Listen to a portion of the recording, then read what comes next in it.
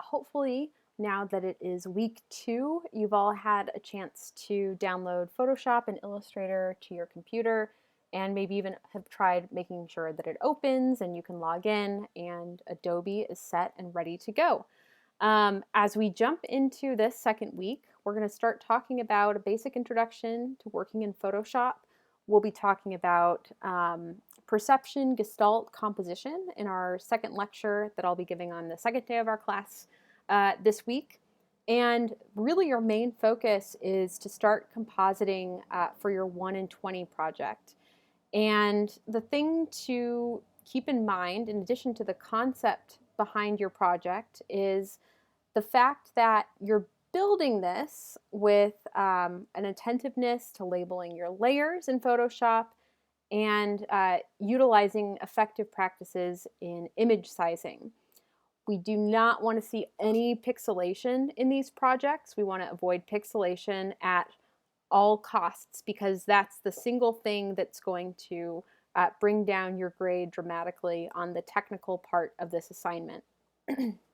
So to get started, what I'm going to do is come over to the files that I've listed underneath your weekly plan, and I'm going to download one of the 2 grids, which are Photoshop files that you can choose to make your grid vertical or horizontal, totally up to you. I'm going to download this demo image that is a balloons image that I just lifted off of Google Images. It is nothing special and I did not make it. And then I'm going to download this image of Pip, which is my brother's dog, which is a weird Chihuahua mix. But it was taken on a Canon DSLR camera. We have a lot of pixels to work with, and I think you'll be able to see the difference pretty quickly between all of these things. Now, if you are working with an external hard drive, now is the time to start building that out and saving things.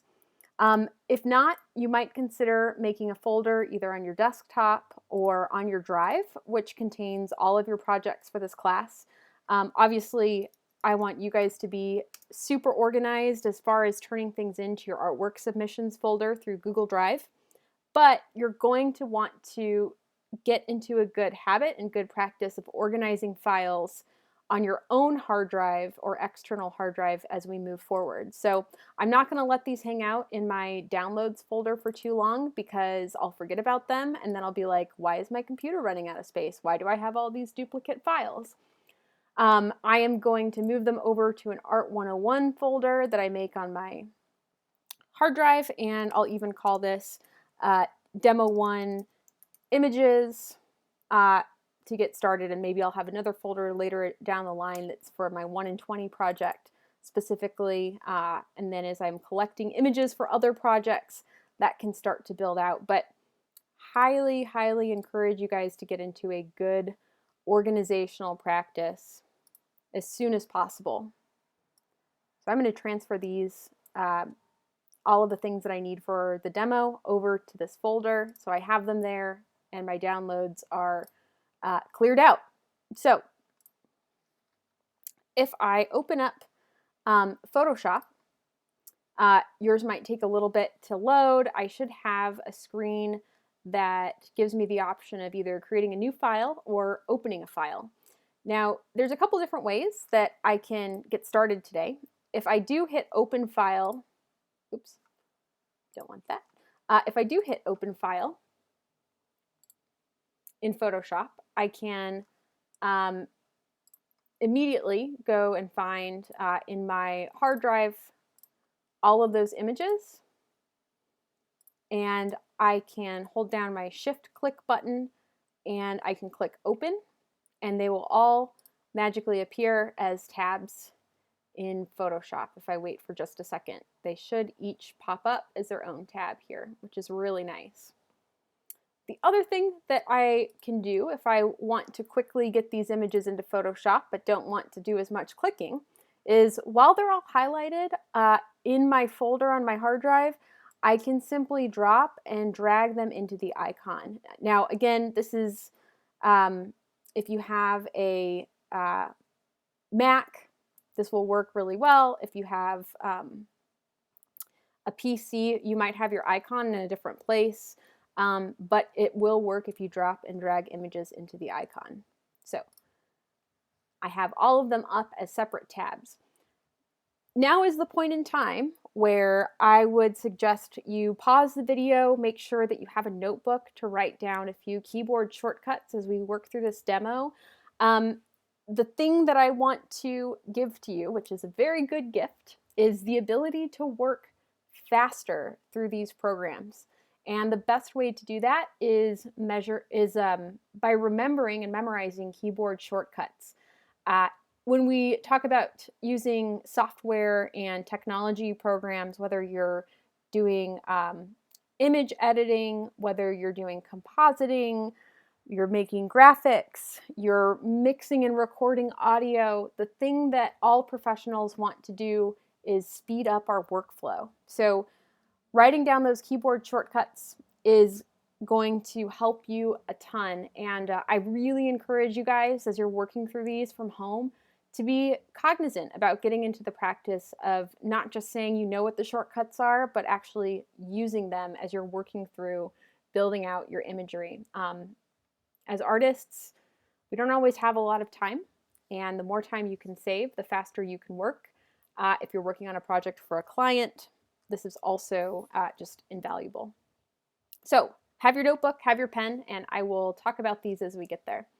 So each of these tabs has a different image, and you can already tell that my demo image of the balloons that I got from Google Drive is really poor quality, quite pixelated. And if you can't see this, I'm going to hit Command plus on my Mac keyboard. If you hit Control plus on your PC, it should do the same thing.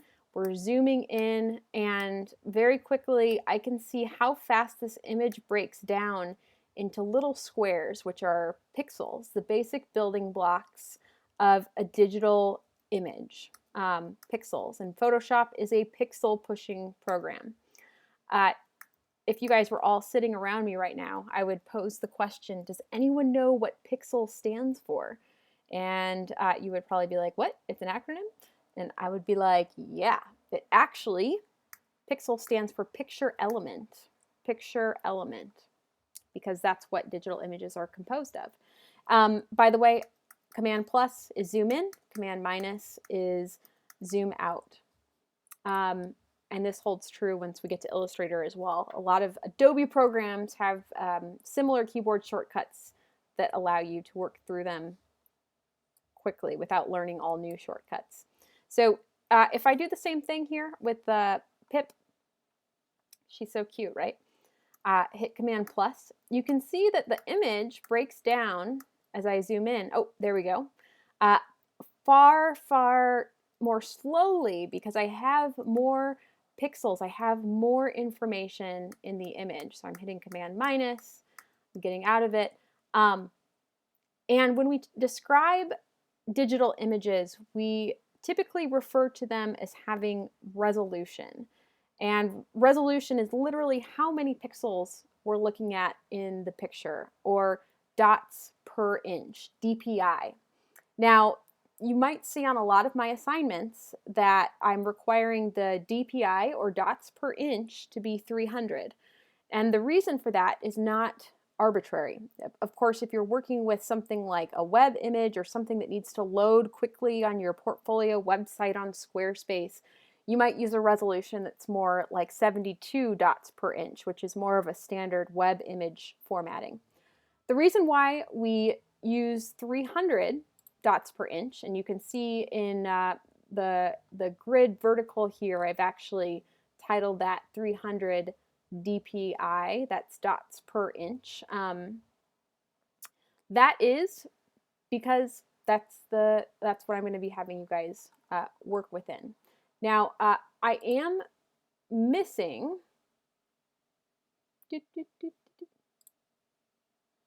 my guides here. So when I downloaded it, usually it pops up with my guides so that I know what I'm doing. Let's see if the horizontal one has it, and if not, I will make that adjustment for us.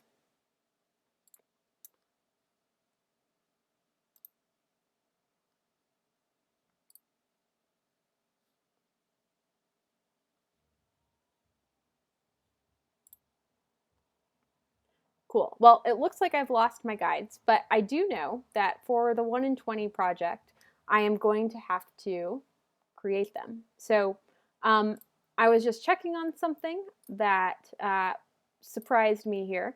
I'm going to unclick show grid, so now I should be back to a screen like what you're looking at. If you pull up your grid to work with and it does not have any guides or lines on it, then you should follow along with this step. If you pull it up and it does have lines on it, I would encourage you to watch this, but you don't have to actually change your document. What I'm going to do is go into View and Show, and I want to show my grid. And I also want to go into View and Rulers. And I can also get to Rulers by hitting Command R or Control R. There we go. And they pop up here on either side. Now the way, I'm going to hit Command minus so I get a little bit better of a look at this. The way that I want you guys to set up this document for your 1 in 20 is with a 4 by 5 or 5 by 4 of 5 inch by 5 inch squares. So if I look at my rulers up here, all I need to do is click that ruler and drag down 1, 2, 3, 4, 5, and it should just snap right over here. Oh, boom, and they're back. My rulers have arrived. Let's see if that works over here. 1, 2, 3, 4, 5. Oh, and they're back here as well. I can delete a ruler at any time if I either click on it here and delete it, or I can just pull it off to the side. And so, great. Now, if I do have those rulers, I can turn off that grid. And now I have a document that I can work with. So I'll turn off the grid here. Some of you guys might not have to reset or reformat this, but in case you do, you're looking at 5 inches plus 5 inches. We're at 10, 15, 20, 25 inches by 5 inches, 10 inches, 15 inches, and 20 inches. So this is like if we were to print this out, this would be a fairly large poster-sized piece, which is pretty cool.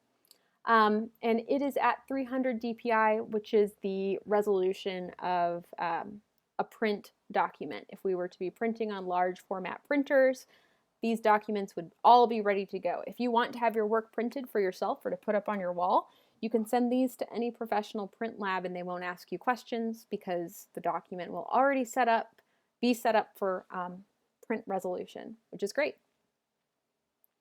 So now that I have my grid set up for my 1 in 20 project and I have a couple of images to work with, I can start doing a walkthrough of what we actually have, how many pixels there are. So I'm going to click over to my image of Pip, and you can watch this part or follow along on your own. If I come up to Image, up at the top bar here, and I go to Image Size, Photoshop gives me the diagnostics for this particular photograph within a dialog box that comes up and says image size. It says that if I keep a resolution of 240 pixels per inch, which is the resolution output of my digital camera, I have a width of 19.15 by 12.767 inches, which is a lot of space. Now going back to what we need for our grid for the 1 in 20 project, I'll ultimately need something that is 300 resolution. So if I change the resolution of the image, what do you think is going to happen to the width and height? It's probably going to get smaller. Now, if it doesn't, and it just expands and slightly pixelates, what I need to do is uncheck resample. There we go. So that 19 went down to 15, the 10, the 12 went down to 10, and here I know that I'm not losing any image quality. I just changed the resolution and my width and height followed along with me. So I'm going to hit OK, and that just resampled my image. If you want me to walk through that one more time, if I go image size, what I changed was the resolution to 300, so it matches where I'm going to take this picture of Pip as though I was including her as a part of my 120 project, and I want that resolution to be at 300. Again, in order to do this, you might have to check and uncheck resample, but constantly look at this little detail box to make sure that nothing's getting pixelated, you're not losing any image quality. The next step is I need just Pip. I don't need the rest of this because I'm using my own photograph for this, and I need her to be a square. If we pop back over to the vertical grid, I know that my squares are 5 inches by 5 inches. So I'll need to crop her.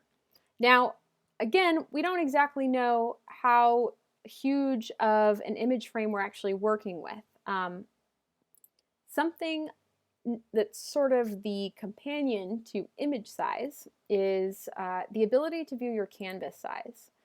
Now, we did change our image size, so now it's 15.32 by a height of 10.213. Canvas size is essentially your actual canvas or your board that you're working with. So while the image of Pip, the image size, is something that can ebb and flow and flex within itself, the canvas size is my actual workspace. And I'll show you what I mean by that. If I anchor it from this direction, and let's say I want to make my width instead 19 inches again, watch what happens. And I hit this anchor because I want to expand my workspace to the right. I get all of this extra background canvas space to work with. I'm going to hit Command Z because I don't actually need that. But hypothetically, if you were to set up your own new canvas for a project, you would be telling your document, you'd be telling Photoshop how big to make that starting canvas. For example, with your imaginary landscape project coming up, it has to be at least 12 by 10 inches at 300 dpi. So when I went to File, New, I'm setting up a new canvas, determining the resolution, the size, and then creating.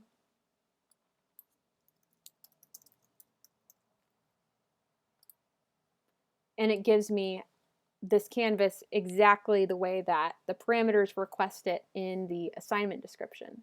So I don't need that, so I'm going to click out of it. So we have the difference between image size, control the resolution and scaling of the actual image that you're working with, and canvas size, which relates to your workspace. So let's get this image of Pip into a square.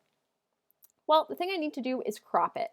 And to crop, I have this tool over here on my left-hand toolbar. And I can click that and it will give me a little crop tool. I can also go back to my regular move tool or hit V and it will take me out of it. So my keyboard shortcut for crop is C. My move tool, which will get me out of anything, is V. So let's go back to our crop tool, C. And because I need for sure for Pip to be a square, what I want to do is come up here. Whenever you click a tool in Photoshop, you're always going to get options to modify that tool specifically up at this top bar. So one of my options for my aspect ratio in cropping is actually a 1:1 or square. So if I click that, I get a 1:1 surface and I can move it around and figure out exactly how I want to crop this. I probably want Pip to be in the middle. And then I can drag this down without losing that aspect ratio, but still getting her into a perfect square. There we go. Now, if you are cropping an image for Instagram, for example, at 4:5, you could totally use that. But a lot of these ratios that are sort of the built-in ones are commonly used ones. Like these are screen display resolutions, print resolutions like 5:7 or 4:6. But you can type in any width by height by resolution that you want because the crop tool allows you to customize that at any time. Now, one thing that I want to point out is that now that I have cropped this image of Pip, I have changed the resolution. It is a totally different image than the one that I started with, and I don't want to lose that original download. I am going to save this as a different file. So I went to File, Save As, and I'm going to save this as the crop version because I know that I've modified it significantly. And I want to make sure that the JPEG options set that to 12, as I just saw in the in that window right there. I'll hop back over because I clicked out of that that workspace menu out of habit. I want to make sure that as I'm saving as, I want quality to be set to 12 or maximum large file. I believe that the standard when it first comes up is something like 8 or 10. So now I know in my folder, I have both my original download, which has all of the information from that original photo, and I also have my crop image. I saved it as a JPEG. It doesn't have any layers yet, which is fine. I really need to save it as a PSD or a Photoshop file, which we'll talk about here shortly, once I get my layers going and I really have this thing rocking and rolling. But it's okay to save it as a JPEG for now. So if in my grid I need this image, go back to the V or the Move tool, if I need this image to be 5:5, let's kind of see where we're at. I'm going to go back up to Image, Image Size, Post Crop. And right now it says that my width is 7.738 by 7.733 by a resolution of 240, which is not what I want. So I'm going to check, or I'm going to change the width to 5, the height to 5. It's okay if they're like a tiny bit off. It says 5.003. That's just Photoshop's algorithm dealing with how many pixels there are or an uneven number of pixels. That's fine. But it says that my resolution is 371.2. So at this point, I do need to check the resample box and change my resolution to 300, which will allow my width to stay at 5, my height to stay at 5, and my resolution to be at 300, which is the appropriate resolution to get us over to the 1 in 20 grid. And I'll hit OK. And you can notice that it just resized for us here. I'm going to hit Command S. That is your save function. And right underneath our Move tool, I have the rectangular marquee tool, or I can hit the M button. M gives us that marquee, and this is your most basic selection tool in Photoshop. It's literally just a box that you can drag over something to select it. If you don't like your selection, hit Command D, or if you have a PC, Control D, and it will deselect. But I can essentially start this over the entire square here, hit Command C to copy, and pop over to my vertical grid and hit Command V to paste. If I grab my Move tool, or V, I can move this layer of Pip anywhere within the grid, and you notice it should perfectly line up. Now, some of your guys' Photoshop might be like this, where it's not snapping. If you want that, if you want Photoshop to kind of snap it into place, I can turn on the snap function, and you'll notice it kind of snaps it in along that pink magenta line, which is a really useful tool when you're thinking about alignment. The next thing I want to do is pop over to my layers panel. If you can't see that over at the right hand side, you can expand it by clicking layers over here, or you can hop over to window and make sure you have a check mark next to layers. And that should pop up your layers panel. If you double click on your first layer here, I'm going to call this pip, and get into the habit of making sure that I'm labeling any and everything that I hop into this grid. Cool. So that's how you get one picture into your 1 in 20 grid, and so you'll be finding many, many more based on your brainstorming interpretations. Now, I want to include a discussion about this image that you guys might have forgotten, maybe yes, maybe no, of the balloons here, which are super pixeled. This is a Google image.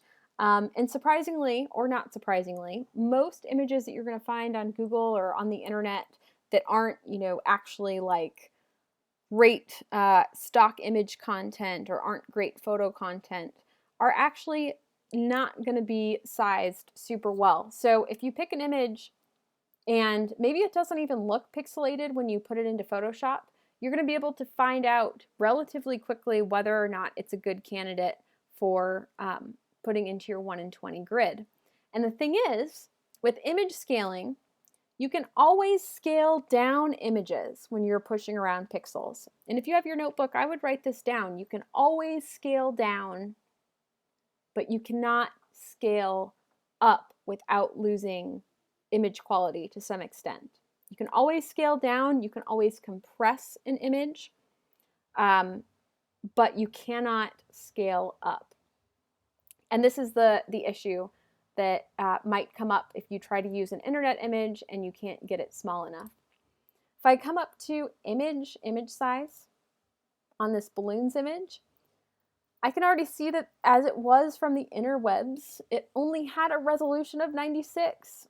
And if I try scaling it to a 300 resolution and uncheck resample here so that it actually scales it down, it gives me a width of 2 inches and a height of 1 inch, which is not 5 by 5, which means I cannot use it for this project. And I'll show you what I mean.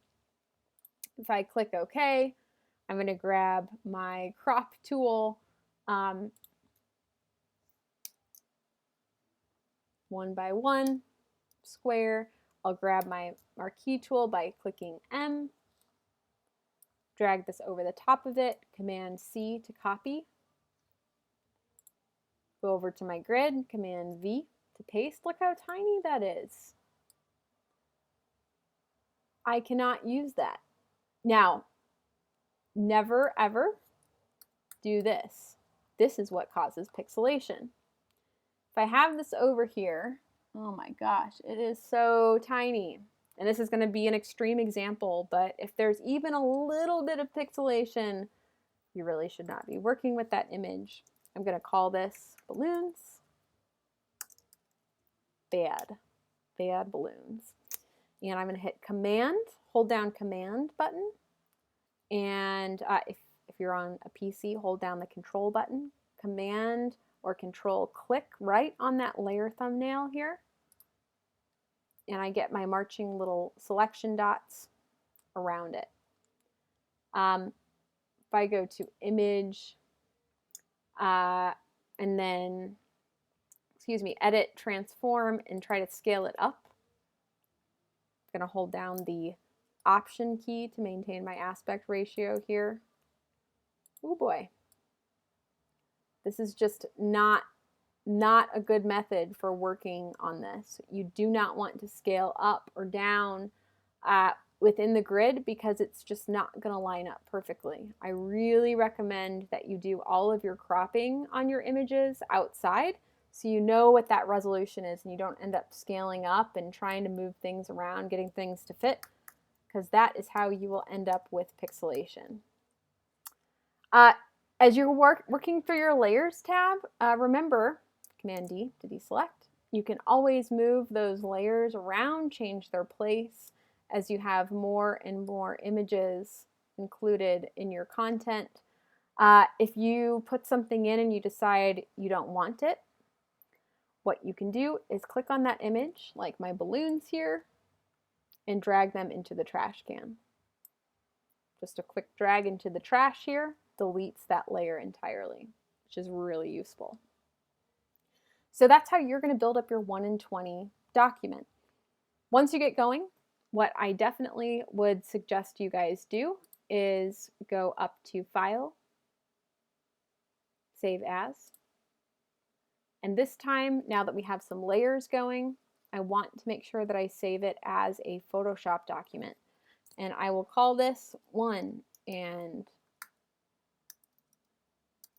20, and then last name, first name, dot PSD, and this becomes my working file for this project. It is my Photoshop file. It includes all of my layers. It is not compressed. And now it's up here called my 1 in 20 project, so I can refer to it at any time. Great. So I hope this demo gives you a good idea of how to get started. Again, the thing we're looking for is appropriately sizing and saving images as you work towards constructing your 1 in 20 project based on your chosen word. And we want to make sure we're dealing with high resolution images, dealing with resolution correctly, working through your image size options in order to scale each of your images without losing any quality to 5 inches by 5 inches at 300 pixels per inch. And then adding each image as a different layer into your 1 in 20 document. As a quick note to those of you guys who are working at home and you have access to scanners, digital scanners, now is a great opportunity to explore that and explore any high resolution settings that you have on your scanner. If you can scan an image at 1200 dpi or at 900 dpi, you're going to have a lot more pixels to work with than if you scan an image at 300 dpi or 72 dpi, which is the general typical resolution of a general office scanner. So that's something definitely to experiment with if you do have a scanner at home and you're planning on scanning your images. Otherwise, this is your first intro into some of the basic tools and functions and working with images in Photoshop. I hope that this helps. We will be having our deep dive into Photoshop tools and getting into advanced compositing next week and the following week. So get comfortable and familiar with your resolution and image sizing, and we will work from there. Thanks guys for listening and tuning in, and have a great rest of your day.